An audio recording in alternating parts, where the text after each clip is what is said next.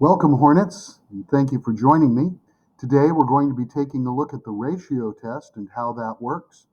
And in front of you, you'll notice the notes that apply to this test.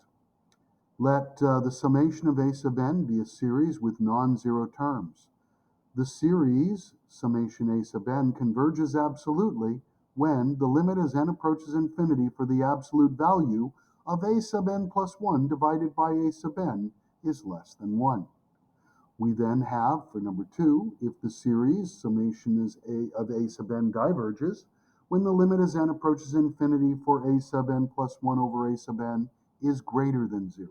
Now please be aware, number 1 will also account for equaling 0, and number 2 will account for infinity, which I have listed right down below. Be aware the ratio test is completely inconclusive if you get equal to 1, so please watch out. That is not the only time. Alrighty, so let's take a look at a couple of examples and see how this test works, shall we? So I'm going to start off with the problem, the summation, as n starts at 1 and goes to infinity for 1 over 5 to the n. Now I want to first figure out what is 5 to the n plus 1. This is my a sub 1 n plus 1 term, and you'll notice I'm going to write it as 5 times 5 to the n. Since I already know that a sub n is 1 over 5 to the n, I can go ahead and set up my limit. My limit, as n is approaching infinity for the absolute value of 1 over 5 to the n plus 1 divided by 1 over 5 to the n equals the limit as n approaches infinity. And I'm now going to write this piece like this as 1 over 5 times 5 to the n divided by flips the reciprocal, so I have 5 to the n over 1. And you'll notice that I end up with 1/5, which is less than 1. Therefore, by the ratio test, our series must converge.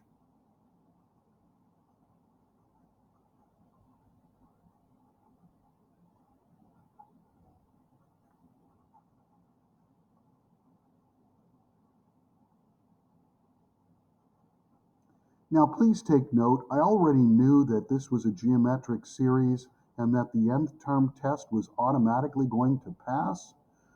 So be aware, I did look at that, but I looked at it very briefly. If you wish, you can always put your test number 1 off to the side here and say, is the limit as n approaches infinity for the absolute value of 1 over 5 to the n equal to 0 or not?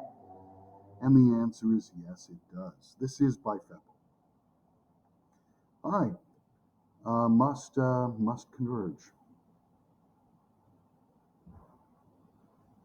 And this was my first problem that I wanted to make sure you could do. Let's take a look at number 2, please. So the second one that I wanted to go over was the summation with a exponential.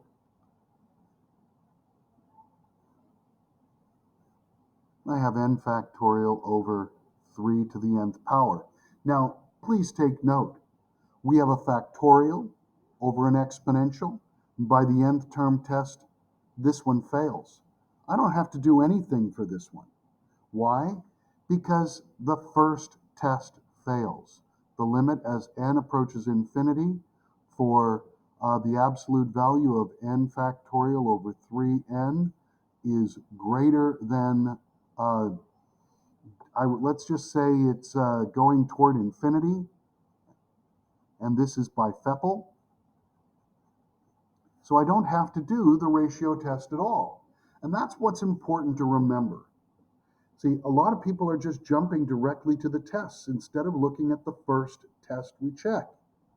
With the first test, we can eliminate having to do either the roots test, the ratio test, possibly the alternating series test, anything.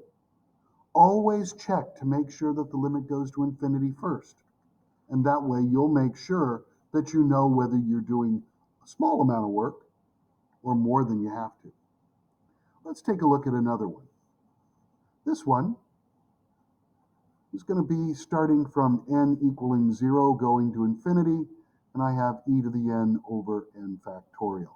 Now we can clearly see by Feppel that this is going to 0 for the limit as n approaches infinity, so I don't have to worry about that.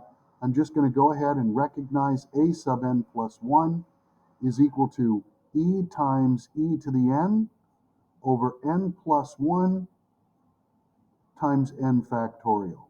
Now you'll notice this right here is n plus 1 factorial. This piece right here is e to the n plus 1. All right, so let's go ahead and begin. The limit as n approaches infinity for the absolute value of e times e to the n over n plus 1 times n factorial. I'm dividing by e to the n over n factorial. Many of you can already see what's going to happen. The limit as n approaches infinity, and we're going to have e times e to the n over n plus 1 times n factorial. N factorial goes to the numerator, e to the n to the denominator, and things cancel.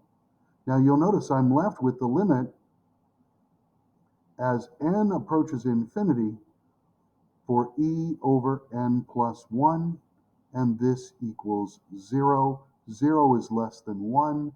Therefore, by the ratio test,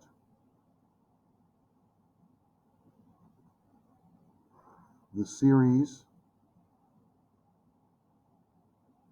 summation as n starts at 0 and goes to infinity of e to the n over n factorial converges.